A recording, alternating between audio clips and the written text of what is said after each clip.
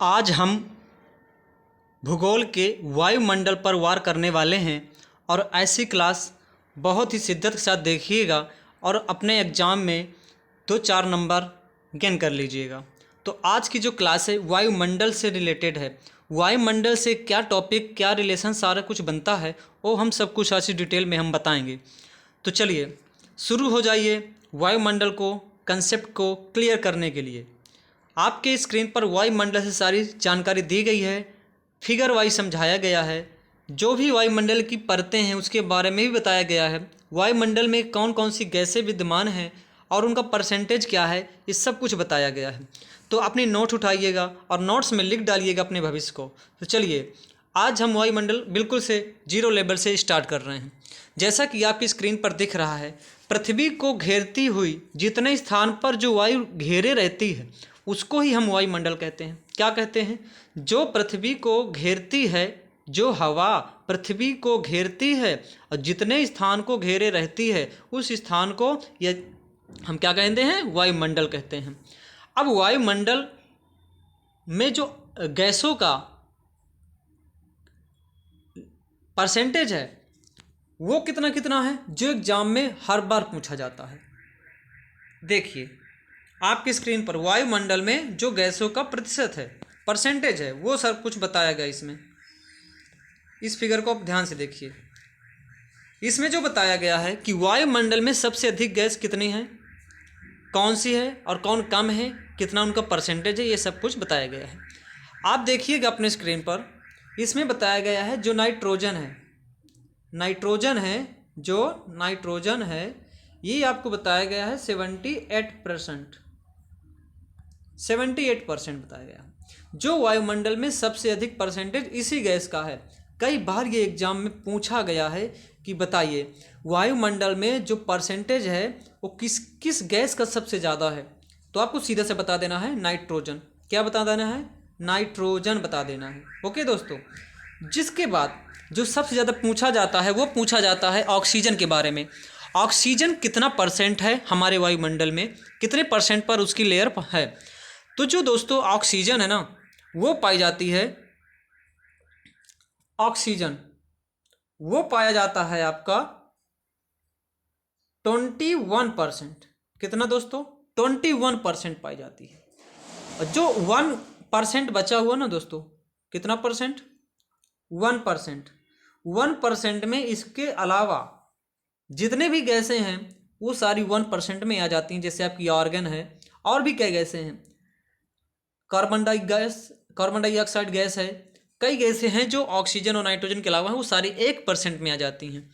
तो आशा करते हैं कि आपको ये समझ में आ गया होगा। आपने नोट उठाइएगा और नोट्स में इन सारे टॉपिकों को जो पॉइंट बन रहे हैं इनको नोट कर लीजिएगा। एग्जाम के टाइम में रिवीजन करके चले जाइएगा, आपका नंबर कंफर्म हो जाएगा। यूपी टेट में, सी टेट में तो इससे बाहर क्वेश्चन आता ही नहीं है। वायुमंडल से अगर पूछता है तो सबसे ज़्यादा यही क्वेश्चन बनता है कि वायुमंडल बताइए सबसे अधिक परसेंटेज किस गैस का है, या फिर पूछ लिया जाता है ऑक्सीजन का क्या परसेंटेज है। तो हमें ये तीनों बातें कंफर्म कर दी। चलिए अब बढ़ते हैं हम नेक्स्ट, आगे बढ़ते हैं। देखिए अपनी स्क्रीन पर जो वायुमंडल की संरचना है या परतें हैं, जो वायुमंडल की संरचना है, कैसे ये वायुमंडल बना हुआ है, कितनी लेयर होती है, कौन सी लेयर किसके ऊपर पाई जाती है, ये सब कुछ इस वीडियो में हम बता दिए हैं। बढ़िया नोट्स बनाइएगा अपनी। देखिए वायुमंडल में जो परतें हैं ना वो 5 परतें होती हैं। जो सबसे नीचे पृथ्वी हो और पृथ्वी के जस्ट जैसे ही हम ऊपर थोड़ा जाते हैं कुछ किलोमीटर तक, तो वहाँ पृथ्वी से लेकर के कुछ किलोमीटर तक एक लेयर है, उसका लेयर का नाम है क्षोभ मंडल। क्या नाम है? क्षोभ मंडल नाम है। जस्ट उसके ऊपर समताप मंडल, फिर उसके ऊपर मध्य मंडल, उसके ऊपर ताप मंडल, उसके ऊपर बहिर्मंडल होता है। तो आशा करते हैं बिल्कुल समझ में आया होगा। ये फिगर आप बना कर लीजिएगा और स्टेप बाय बढ़िया समझ लीजिएगा। चलिए बढ़ते हैं आगे। देखिए इससे आपको बिल्कुल क्लियर हो जाएगा। क्या क्लियर हो जाएगा? ये क्लियर हो जाएगा कि कौन सी लेयर कितने किलोमीटर तक है। पृथ्वी से लेकर जो ऊपर हम जाते हैं तो जीरो से लेकर के लगभग 12 से 15 तक किलोमीटर क्षोभ मंडल है आपकी। इसके जस्ट बाद 12 से 50 किलोमीटर तक आपकी समताप मंडल है। मोस्ट इंपॉर्टेंट क्वेश्चन ये पूछा जाता है कि हवाई जहाज, जी हाँ दोस्तों, हवाई जहाज ये किस मंडल पर उड़ाए जाते हैं? बताइए किस मंडल पर उड़ाए जाते हैं? ये उड़ाए जाते हैं आपके ओजोन मंडल में। किस मंडल में? समताप मंडल में एक ओजोन लेयर है, देखिए इसमें, तो ओजोन परत या फिर, सॉरी दोस्तों यहाँ थोड़ा वो बता दिया हमने। देखिए जो समताप मंडल है उसमें हवाई जहाज उड़ाई जाती हैं, और समताप मंडल पे ही एक ओजोन रेखा या ओजोन लेयर पाई जाती है। ये इसकी जो डिस्टेंस है वो लगभग 12-15 किलोमीटर से लेकर के 50-51-52 किलोमीटर तक होती है। ठीक, समता का समताप आपका क्लियर हो गया, क्षोभ मंडल आपका क्लियर हो गया। हाँ, मोस्ट इंपॉर्टेंट है कि ये दोस्तों कि क्षोभ मंडल में क्या होता है, सारे मौसम संबंधी घटनाएं होती हैं। आंधी आना, तूफान आना, बारिश होना, ओले पड़ना, ये सारी घटनाएं किस में होती हैं? क्षोभ मंडल में होती है। चलिए आगे बढ़ते हैं। मध्य मंडल। मध्य मंडल में क्या होता है दोस्तों, जो उल्का पिंड आते हैं ना हमारे, उल्का पिंड, वो आकर के ये सबसे ठंडी लेयर होती है, और वो आकर के इस ठंडी लेयर में जैसे ही प्रवेश करते हैं वो जल जाते हैं। तभी तो हम कहते हैं, देखिए ये जले हुए दिख रहे हैं, तभी तो हम कहते हैं पूंछ वाला तारा जो जलकर निकल जाता है आंखों के सामने से रात में। ठीक दोस्तों, इसके ऊपर जस्ट 80 से लगभग 700 किलोमीटर तक तापमंडल होता है, और 700 किलोमीटर से लगभग 190,000 किलोमीटर तक बहिर्मंडल होता है। तो मुझे आशा है कि आप ये लेयर को, इसके जो स्टेप बाय स्टेप जो ये परतें बताई गई हैं ये समझ में आ गई होंगी। चलिए बढ़ते हैं आगे। ना समझ में आया हो तो थोड़ा इससे समझ लीजिए। देखिए क्षोभ मंडल में सारी मौसम संबंधी घटनाएं होती हैं। समताप मंडल में हवाई जहाज उड़ते हैं। मध्य मंडल में उल्का पिंड जल जाते हैं जो आते हैं। इसके ऊपर आयन मंडल। हाँ दोस्तों, आयन मंडल में क्या होता है,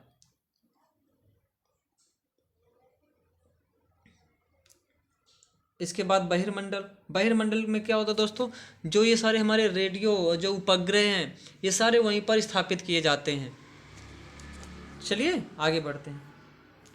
अब हम सभी परतों को एक एक डिटेल में पढ़ेंगे। क्षोभ मंडल क्या है, क्षोभ मंडल, और इसका और क्या नाम है? इसका जो और नाम है वो है ट्रोपोस्फियर। क्षोभ मंडल को हम ट्रोपोस्फियर भी कहते हैं। क्षोभ मंडल वायुमंडल की सबसे निचली परत है। पृथ्वी के सर्वाधिक समीप की परत होने के कारण मौसमी संबंधी घटनाएं इसी मंडल में घटित होती हैं। पृथ्वी के समीप होने के कारण इसी परत पर मौसम संबंधी सभी घटनाएं इसी मंडल में होती हैं। संवहन मंडल भी इसे कहते हैं। विषुवत रेखा से ध्रुव की तरफ जाने पर तापमान घटता है। मोस्ट इंपॉर्टेंट पॉइंट हैं सभी, आप नोट्स बना लीजिएगा और ये सारे पॉइंट्स लिख लीजिएगा। विषुवत रेखा से ध्रुव की तरफ जाने पर तापमान क्या होता है, घटता है। क्षोभ मंडल। चलिए अब आते हैं हम समताप मंडल, स्ट्रेटोस्फेयर, जिसको हम क्या कहते हैं, स्ट्रेटोस्फेयर कहते हैं। यह एक समान तापमान पर रहती है। वायुमंडल इसी पर वायुयान इसी पर उड़ाई जाती हैं। यह एक समान तापमान पर, इसका जहाँ ये जो समताप मंडल होता है ना, यहाँ की जो ताप है, ये ताप है, तापमान जिसको हम कहते हैं, वो सम होता है, घटता बढ़ता नहीं है। एक लेवल पर होता है, मतलब जिस पर रहता है उसी पर रहता है, आगे पीछे नहीं होता है।